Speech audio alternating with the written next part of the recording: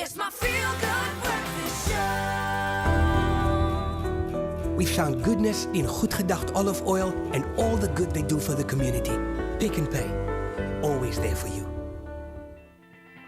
Welcome back to a crazy edition of Expresso. I hope your Tuesday morning is just flying by.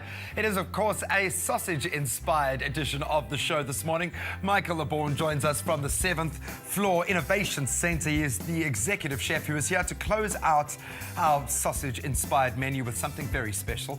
What are we making this morning, chef? Well, basically what we're going to do is it's not a traditional cassoulet. It's a quick cassoulet.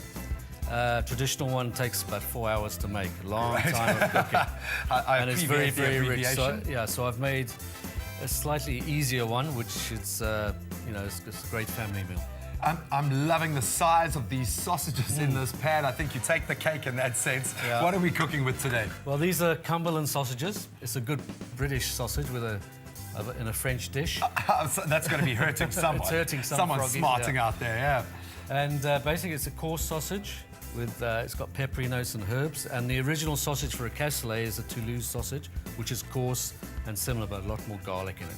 Okay. So it's a lovely sausage. So we're going to start with that. Great. Which I've browned already. They're in the casserole dish, and I'm just going to take some onions, saute some onions in the oil that's left from the sausages. That's the fat that comes off the sausage. Great. So we're infusing that flavour right from the get-go. Straight in. We'll add some garlic.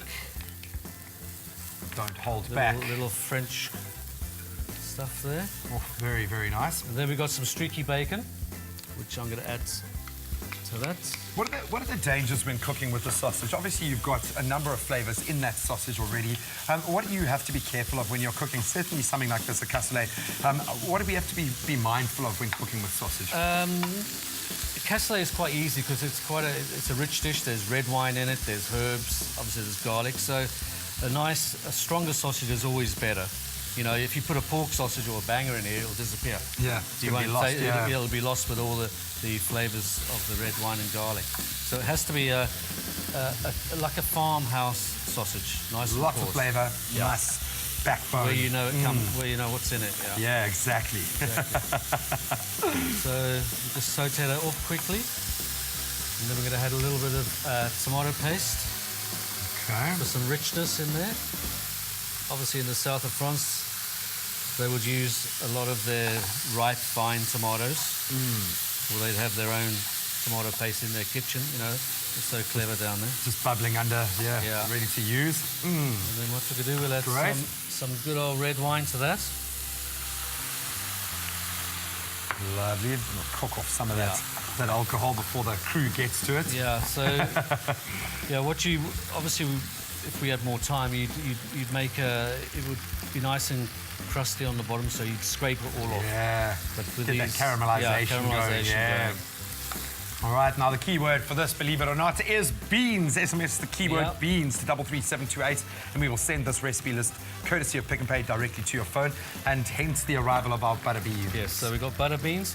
You can use any beans. I like butter beans. I think they've got more taste. They're a little bit sweeter, but a lot of people will use the Areca Blanc, which is the sort of what we use for a cannellini bean. But you can use 4 types of beans. It doesn't make any difference. we got our beans in South Africa, and these are very healthy. We've got a really good protein content. Cool. And then we got our chopped tomatoes, which we lovely. rub in there, so it gets a nice stew. Cool, and this is coming together great. Do you want to quickly take me through what else needs to go in here before we do a quick recap? Fresh rosemary, which I'll just keep on the stem rosemary, so we can pick it out later. Great. Some seasoning. Salt, lovely. Sea salt and some crushed black pepper. Perfect. And just give it a quick mix around, and that's your sauce ready for your casserole. Straight over our giant Cumberland sausages. There we go. Perfect. And then we just sprinkle with fresh breadcrumbs. Great, and it'll give us our lovely crispy coating. And into the oven. Okay, well, I'm going to pop this into the oven. You guys can take a quick look at how we put this all together. Couldn't be simpler. Have a look. Brown sausages in a pan, then place into an oven dish. In the same pan, saute onions, garlic and bacon. Add rosemary and tomato paste, then stir.